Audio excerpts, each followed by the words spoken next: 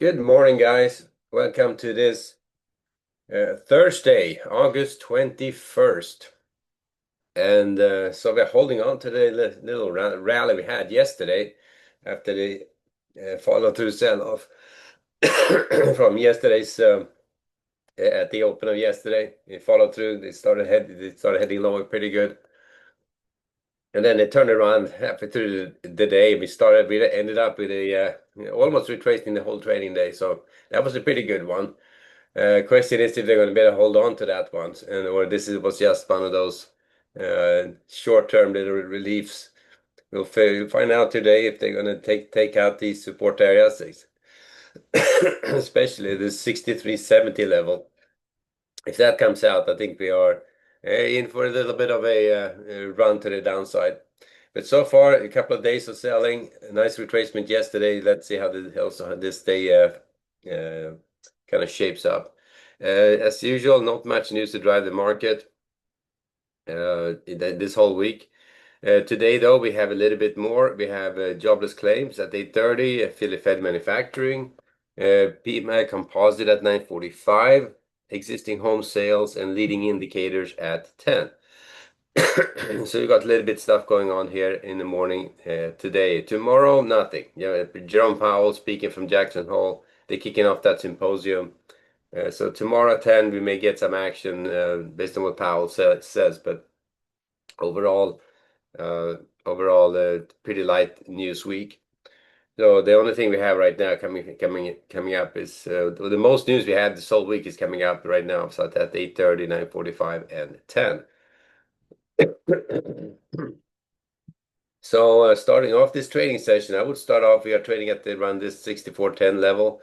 I would start off range bound. If they start taking out support here at the 95s, I would give it down to the 85s. If they take out these two support areas, I'm going to be back on the short side on this pretty aggressively. So at this point, I'm looking at potentially range bound trading around this area. If yesterday was just an overshoot of this attractor area, testing that lower edge, then we can certainly make a case for staying sideways here around 64.10. If they're not done just yet, and we are in a part of the year where it's usually a bit volatile, we can certainly see them take out support and start heading lower again. So that would be the one to watch for. So initially looking to buy against support against the 63.95 and the 85, so rotations back up. And below 85, we're taking off any long bias or any range bound bias and going back a range bound.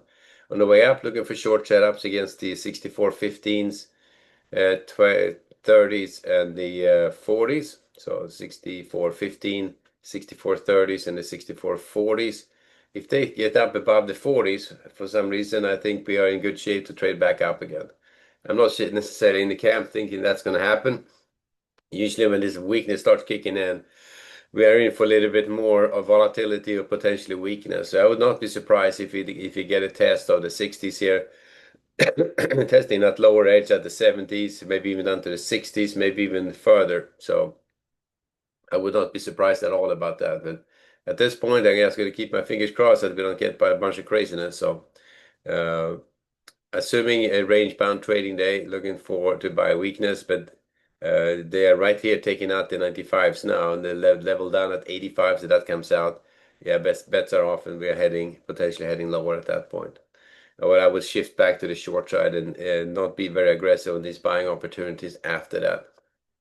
So that's how we get started on the ES this morning. Starting off range bound, assuming that we may stay here around that 64.10 as a range bound trading day. Watching that lower edge at the 85s at this point. If that comes out, I think we are heading lower at that point. And given what happened in the last couple of days, I would not be surprised if we get further weakness. On Friday, Powell can certainly throw a bucket of cold water on the whole economy and really set it off to the downside. It just depends on what he's going to say. But if he comes out and says that they're going to hold rates they're going to hold rates high, expecting some magic inflation to start appearing sometime in the future, that would be a market I don't think would take that very lightly. So we'll see. At this point, it looks to me like they're heading lower right now. So we'll see when we cycle back here what it looks like. Uh, Bonds in the Nasdaq, so bond market, pretty much they've been staying in the range here for the last while now. So I'm just going to start off range bound on the bond market. I'm going to buy a weakness, 3 levels up, 3 levels down. So initially looking to buy against the 14s, the 113.30s down to the 113.20s. Looking to get short against the 1409s, 1415s, 1420s up to that 1425s for rotations back down. So upper level 1424, lower level 1320. Just trade it. That's a range band market in that range. Looking at the Nasdaq, also in a spot where we potentially could head lower. They got knocked down a lot harder, so they're right down here in this lower area, this lower support area, and I would start off with a slight bias to the downside on the Nasdaq and see if they can take this lower. I think if anything's going to lead us lower, it's going to be the Nasdaq. That's going to be the one which was really hammered the other day. Big techs are getting pretty much. There's a lot of profit taking or rotation going on there right now. So initially, I'm going to be looking to. I'm going to start off range bound, same as the ES. Slight bias to the downside on the Nasdaq, not on the ES, but on the Nasdaq, and then keep a slight bias to the downside. So I would favor short setups against the 290s and the 360s for rotations back down. And the buying opportunity, I was going to say 260, but it just took it out. So next down it's going to be the 200, 220s. The 210s.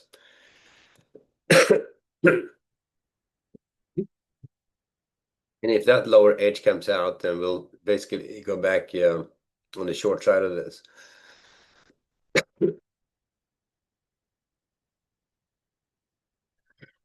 We can lingering cough, man. Anyway, so looking at this lower edge, the 210, so below that one, it's going to looking for a potential move to the downside. The last one I would look to buy against would be that 170s. That would be one level outside the obvious, and they will take it from there. So initially looking to buy weakness, but not super aggressively against that 210 and the 160s. Below 210s, I'm just staying on the short side. And I think below 170, you have confirmation that we are heading lower. All right, so that's the Nasdaq. Slight bias to the downside to get started on the Nasdaq. Looks to me like the lower highs here all the way down here. So it looks to me like the little bit of weakness here going into the session. And then finally, oil and gold.